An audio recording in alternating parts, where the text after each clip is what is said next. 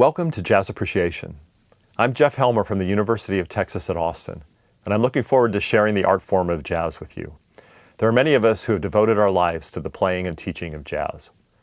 What attracts many of us to jazz is the unique freedom associated with the art. Despite that freedom, jazz is organized in a number of ways, and I believe that during this course you'll develop an understanding of how the music works, as well as learning about many other facets of the art. I believe that once you become a more discerning listener of jazz, you'll be able to apply your approved listening and thinking skills to all the music you encounter in your life.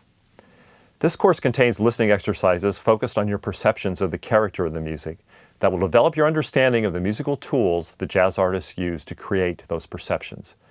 It's important to realize that the tools are just that, a means to an end and not an end in themselves. While it's helpful to understand the tools, your perceptions of the character and of the feeling of the music creates is most important in your study. In addition to developing these listening skills, we will learn how jazz works, the musical processes and elements involved in jazz. We'll do much of that in the first week of the course and constantly refer back to those elements as we move forward.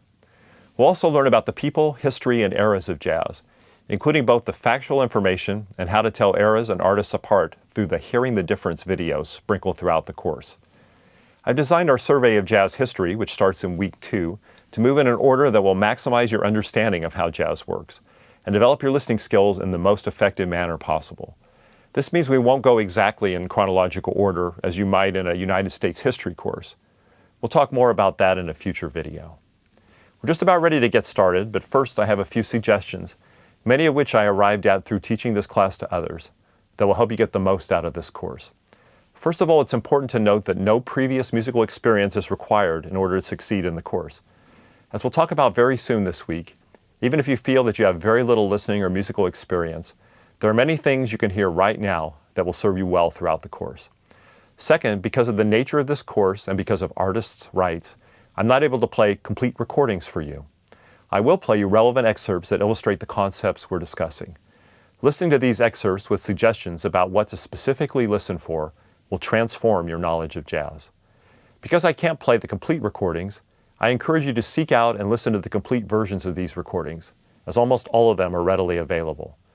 When you seek out these recordings, please be aware that in jazz there are often multiple recordings, even by the same artist, of the same song. Some compositions that we call jazz standards have been recorded hundreds of times. Because of the nature of jazz improvisation, other recordings of the same song may be quite different than the actual recording I'm discussing in this course. Confusion of this sort often happens if a student searches for the song and the artist on YouTube, for example. In this course, I give the recording date for each album or song, so please use that as a guide. Third, I highly recommend that you listen to this music through headphones or external speakers, rather than relying on the built-in speaker on your smartphone, tablet, or computer. Built-in speakers have very inefficient bass response, so if you listen on those speakers, you will likely not hear the bass instruments altogether, and you won't hear the true tone quality of the other higher-pitched instruments.